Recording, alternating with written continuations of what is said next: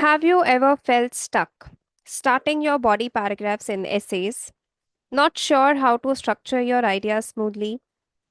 Well, today I'm going to give you expert sentence starters for each type of essay to help you impress the examiner and boost your score. So, hello everyone. I hope you all are keeping well and your preparations are also going great. So, let's discuss the ways through which you can make your essay writing easy by using opening lines for each body paragraph. And for that, let's first of all understand what is the structure. So, I want to make this thing clear that if you're preparing for any exam, let's say it is any national exam or international exam wherein you have to write down an essay, or maybe you're going for any sort of competition wherein you have to write down an essay. So you can say that this is one of the basic structures that you can follow. And this structure is something that you can follow for any exam, right? Like I said, that it is a universal structure because it has all the things and it brings clarity without bringing more confusion. Okay, so you will be able to write down your ideas in a quite organized and well presented manner. Okay, so this is the structure that you can follow. You should start with writing an introduction at first, then leave a line, write down the first body paragraph, then leave a line, second body paragraph, leave a line, third body paragraph, and leave a line, write down the conclusion. Now, one thing you should note here is you do not have to write down the headings. Okay, do not write headings. Headings are not needed. Rather, you just have to write down the content and make sure that these body paragraphs, the length of these body paragraphs must be equal. Equal, when I say equal, I do not mean that you have to count each and every word. And let's say if you're writing 100 words each PP, so it should be 100 each, and you cannot write 101 or 105. No, but it should be like about it must be similar, but not be visibly dissimilar. For example, in one BP you are writing 50, while in other one you are writing 100, and in the other one you are writing just 20. So this is something that will hamper your overall presentation. So try to write the length of each body paragraphs almost equal. Okay, this is one thing. Secondly, that this third body paragraph, this is optional. It is not always needed to make a third body paragraph. If you think that it is needed to create a third BP, you can. Otherwise, you can skip this portion. But yes, it is important to make two body paragraphs. Okay, and body paragraphs contain the explanation part. Whatever your idea is, whatever your reasoning is, whatever the question is asked to you, you just have to give the explanation in your BPs, and the introduction will just introduce the topic. Okay, introduce the topic, which means rephrase the topic. Okay, rephrase the topic. And then you have to give your opinion if asked. Whatever is your opinion, give a clear indication, a clear note in clear language that what is your opinion, whether you agree or disagree, write it clearly. You don't have to write it in a very twisted format. No. So I hope this much is clear to you. So let's begin how to write down the sentence starters for each question type.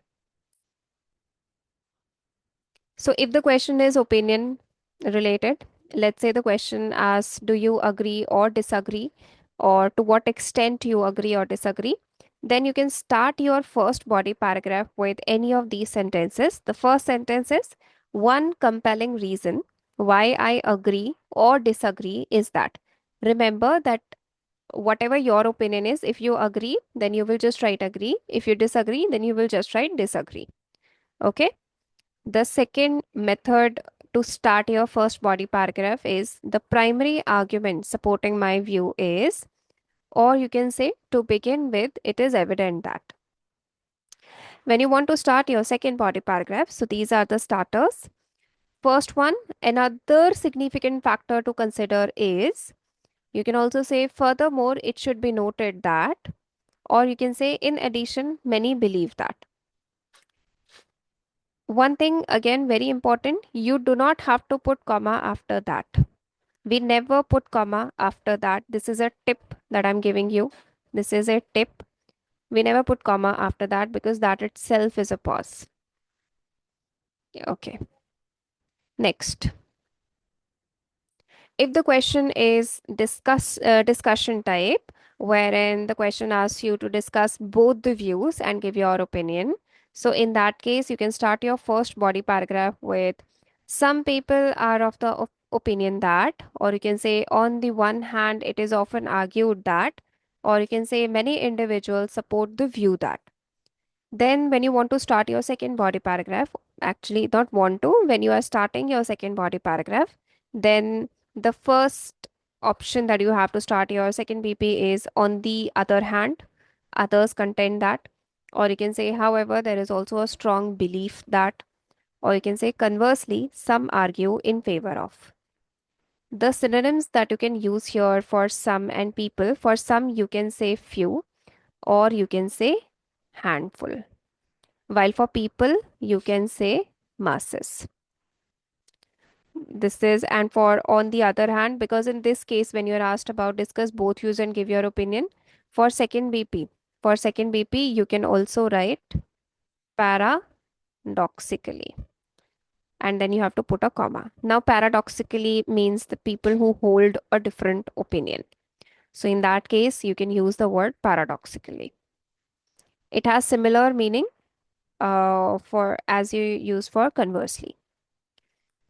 Next, if the question is about problem solution, then first BP, which is about problems, you can start with one major issue arising from this is, or you can say the most pressing problem caused by this trend is, or a key concern that needs to be addressed is. If you want, when you are starting your second body paragraph, which is solutions, then you can start with to tackle this issue, one effective solution is, or you can say a viable remedy could be, or authorities and individuals alike can take steps such as. So these are the opening sentences. You can use any one of them. Next, advantage and disadvantage. So BP1 advantages, you can start with one clear advantage of this is that you can say a positive aspect worth mentioning is, or firstly, this trend offers benefits such as. Second BP, which is disadvantages, you can start with, however, a noticeable drawback is, or despite the benefits, this approach also has disadvantages. Or you can say, nevertheless, it is important to acknowledge that. You can use any one of them.